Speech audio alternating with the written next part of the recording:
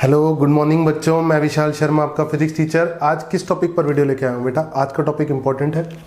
हम पढ़ेंगे ट्यूनिंग फोक और बीट फ्रीक्वेंसी के बारे में। पहले बात, आपको ट्यूनिंग फोक पता होना चाहिए क्या चीज़ होती है, ठीक है, और बीट फ्रीक्वेंसी कैसे ऑब्जर्व होती है, उस पर आने वाले क्वेश्चंस कैसे कैसे होने वाले हैं, मतलब मेंस, नीट, एडवांस कैसे क्वेश्चंस पूछ सकता है, ठीक है। तो चलो वन बाय वन स्टार्ट करते हैं। 10-12 मिनट के अंदर इस वीडियो को हम समअप कर देंगे, सारी चीज़ें कवर कर देंगे, ठीक है। तो चलो, सबसे पहली बात बेटा, ट्यूनिंग फोक कुछ ऐसी शक्ल का होता है, ठीक है, ऐसी शक्ल का होता है, ठीक है। ये उसकी लेंथ होती है, ये एक हॉरिजॉन्टल रोड होती है। क्या होती है? हॉरिजॉन्टल रोड, ठीक है।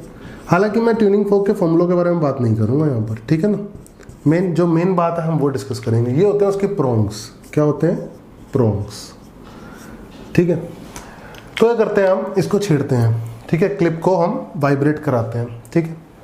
तो क्या होगा, आसपास की एयर क्या करेगी बेटा? वाइब्रेशन शुरू कर देगी, कंप्रेशन, रेयरफेक्शन लाने शुरू कर देगी क्या नहीं कर देगी? बिल्कुल सही बात है। तो मैंने जैसे इसको छेड़ा, इसको ऑसिलेशन प्रोवाइड किया, तो क्या होगा, आसपास की एयर क्या करेगी बेटा? वाइब्रेट होना शुरू हो जाएगी, ठीक है। वाइब्रेशन शुरू हो जाएंगे तो प्रोपागेशन शुरू हो जाएगा साउंड का, बिल्कुल सही बात है। इस ट्यूनिंग फोक की फ्रीक्वेंसी मान लो ft है। क्या है सर? ft। अब किस पे डिपेंड करता है? सबसे पहली बात इस लेंथ पे। सबसे पहली बात, अब जितनी बड़ी लेंथ का ट्यूनिंग फोक होगा, है ना, उसकी फ्रीक्वेंसी उतनी ही छोटी होगी, ठीक है। अगर मैं इस ट्यूनिंग फोक को काट दूं, इसकी लेंथ छोटी कर दूं, तो ट्यूनिंग फोक की फ्रीक्वेंसी बढ़ जाएगी। मतलब ट्यूनिंग फोक की जो फ्रीक्वेंसी है वो इन्वर्सली प्रोपोर्शनल होती है लेंथ की। किसकी लेंथ के? बोलो, समझ में आ रहा है? इस लेंथ की इन्वर्सली प्रोपोर्शनल होती है। एक बात तो आपको ये समझनी है, ठीक है, पॉइंट आपको ध्यान रखना है, पॉइंट नंबर 1। दूसरी नंबर बात बेटा, वैक्सिंग कर दें या वैक्सिंग और वैनिंग। सबसे पहले वैक्सिंग समझो, लोडिंग समझो, है ना। वैक्स लगा दें प्रोंग्स के ऊपर या लोडिंग कर दें, है ना, तो भारी हो जाएगा वैक्स लगाने से। तो फ्रीक्वेंसी, भारी चीज की फ्रीक्वेंसी क्या होती है? Number of oscillation per second कम होते हैं, ज्यादा होते हैं। कोई हल्की चीज ज्यादा तेजी से वाइब्रेट करती है, मतलब ज्यादा फ्रीक्वेंसी से वाइब्रेट करती है। भारी चीज बेटा, हल्की चीज ज्यादा तेजी से, ज्यादा बड़ी फ्रीक्वेंसी से वाइब्रेट करती है ना। तो वैक्सिंग करने पे या लोडिंग करने पर आपका भारी हो जाएगा। भारी होने से ट्यूनिंग फोक की फ्रीक्वेंसी क्या हो जाएगी बेटा? घट जाएगी, वैक्सिंग लोडिंग करने से। बोलो सही है? कोई दिक्कत? कोई दिक्कत नहीं है। और वैनिंग करने से या अनलोडिंग करने से या फिलिंग करने से, है ना। फिलिंग मतलब फाइलिंग करते हैं ना, लड़कियां अपने नाखून वो छीलती हैं शेप बनाने के लिए, है ना, उसको फाइलिंग बोलते हैं, ठीक है। तो वैसा करने से क्या होगा? वैसा करने से क्या होगा? हल्का हो जाएगा। हल्का होने से क्या होगा? वाइब्रेशंस पर, number of oscillation per second बढ़ जाएंगे, है ना। तो ट्यूनिंग फोक की फ्रीक्वेंसी क्या करेगी बेटा? बढ़ जाएगी। बोलो क्लियर है? सबसे पहली बात, वैक्सिंग लोडिंग करने पर फ्रीक्वेंसी घटती है, वैनिंग करने पर फ्रीक्वेंसी बढ़ती है, लेंथ छोटी बड़ी करने पर ट्यूनिंग फोक की फ्रीक्वेंसी चेंज होती है, लेंथ बड़ी करने पर फ्रीक्वेंसी घटती है और छोटी करने पर घटती है। बोलो, छोटी करने पर बढ़ती है ना, रेसिप्रोकल। बोलो सही है? क्लियर है? ट्यूनिंग फोक के बारे में सारी चीज़ें लिखो फटाफट, फिर एक एग्जांपल करते हैं। लिख ली? स्क्रीनशॉट ले लिया? चलो, बहुत बढ़िया किया। अब सुनो, एग्जांपल बताता हूँ आपको बढ़िया सा। मान लो सरकार कि एक ये ट्यूनिंग फोक है, ठीक है, ट्यूनिंग फोक 1। इसकी फ्रीक्वेंसी क्या है? मान लो 300 हर्ट्ज। कितनी है बेटा? 300 हर्ट्ज। और एक ट्यूनिंग फोक ये है बेटा, इसकी फ्रीक्वेंसी कितनी है? मान लो 295 हर्ट्ज। एग्जांपल समझाता हूँ, ठीक है। अब क्या हुआ बेटा, इस ट्यूनिंग फोक को ऑसिलेशन प्रोवाइड करी, इसको भी ऑसिलेशन प्रोवाइड करी, तो यहाँ से भी साउंड आ रही है, यहाँ से भी साउंड आ रही है। तो ये ऑब्जर्वर है, इस ऑब्जर्वर को साउंड सुनाई दे रही है। बोलो सही है? इस ऑब्जर्वर के कानों में साउंड सुनाई दे रही है, तो बीट्स सुनाई देंगे। इसको क्या सुनाई देंगे? बीट्स। तो आपको पता है बीट फ्रीक्वेंसी क्या होती है? जल्दी बोलो, बीट फ्रीक्वेंसी क्या पढ़ा था? दोनों फ्रीक्वेंसीज का डिफरेंस। तो क्या हो जाएगी? 300 माइनस 295 हर्ट्स, तो आंसर आ जाएगा 5 हर्ट्स। तो 5 हर्ट्स तो हो गई सर बीट फ्रीक्वेंसी। 5 हर्ट्स क्या हो गई? Beat frequency. बोलो क्लियर है? बिल्कुल क्लियर है। अब क्या किया आपने? अब मान लो इसको आपने लोडिंग कर दी या वैक्सिंग कर दी, है ना। और ऐसा करने पर, वैक्सिंग या लोडिंग करने पर, मान लो बीट फ्रीक्वेंसी चेंज होकर कितनी हो गई? बीट फ्रीक्वेंसी बन गई मान लो कुछ बन गई, मान लो 2 हर्ट्स, 2 हर्ट्स की बीट फ्रीक्वेंसी बन गई मान लो, है ना, इसको चेंज करने पर। अब वैक्सिंग करोगे या लोडिंग करोगे तो भारी हो जाएगा, भारी होने से फ्रीक्वेंसी क्या करेगी, घट जाएगी। बोलो सही है।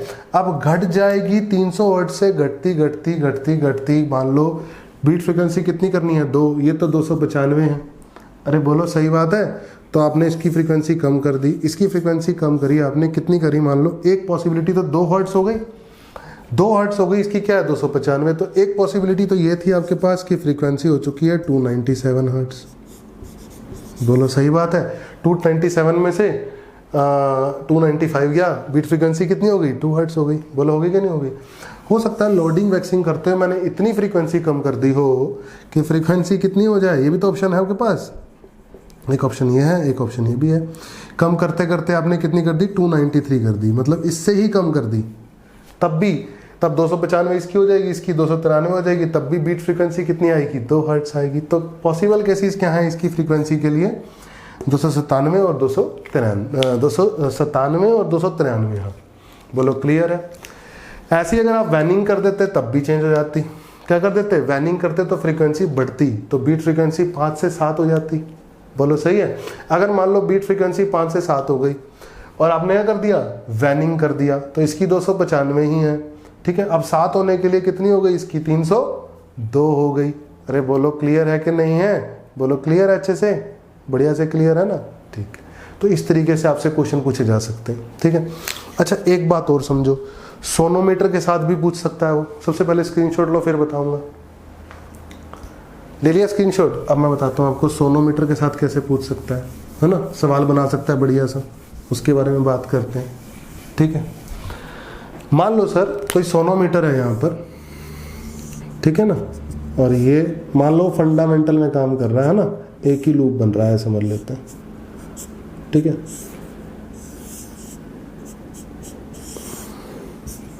ये एक ब्लॉक है, उसका वेट कितना है, W है।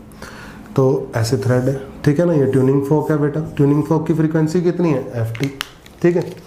अब मान लो इसकी फ्रीक्वेंसी कितनी है सोनोमीटर की, जल्दी बोलो, 1/12√T/μ। मान लो फंडामेंटल में काम चल रहा है, किस में काम चल रहा है, फंडामेंटल में। बहुत बढ़िया, अति उत्तम, ठीक है। अब क्या किया, मान लेते हैं कि ट्यूनिंग फोक की फ्रीक्वेंसी ज़्यादा है, किससे, इससे, सोनोमीटर की फ्रीक्वेंसी से, FS समझ लेते हैं इसको ना। बोलो सही है। ट्यूनिंग फोक की फ्रीक्वेंसी मान लेते हैं सोनोमीटर की फ्रीक्वेंसी से ज़्यादा है। अब मैं क्या करता हूँ बेटा, मैं करता हूँ, मैं इस वेट को किसी लिक्विड के अंदर डाल देता हूँ। अब मुझे बताओ लिक्विड के अंदर डालने पर टेंशन चेंज होगी। बोलो सही बात है, धागे में टेंशन बदलेगी। व्हेन वेट इज, सही है ना, वेट इज इमर्स्ड, जल्दी बोलो, वेट इज इमर्स्ड, है ना, लिख लेते हैं प्रॉपरली, इमर्स्ड इन लिक्विड, इन क्या हो रहा है, इनका इज बन रहा है, इसका इज बन रहा है ना, मर्ज्ड इन लिक्विड, ठीक है। Tension will get decrease, tension कम होगी क्या नहीं होगी, बिल्कुल कम होगी। पहले टेंशन वेट को बैलेंस कर रही थी, है ना, तो टेंशन अब बदल के कितनी हो जाएगी, वेट माइनस बुओयंट। पहले क्या थी टेंशन, इनिशियल टेंशन कितनी थी, खाली वेट, तो टेंशन घट गई। अब सुनो मेरी बात, अब पहले टेंशन थी, पहले जो बीट फ्रीक्वेंसी थी वो कितनी थी, बीट फ्रीक्वेंसी थी पहले किसकी, ट्यूनिंग फोक फ्रीक्वेंसी ज़्यादा है, FT माइनस FS, है ना। पहले बीट फ्रीक्वेंसी क्या थी सर, ट्यूनिंग फोक की फ्रीक्वेंसी माइनस सोनोमीटर की फ्रीक्वेंसी। बहुत बढ़िया।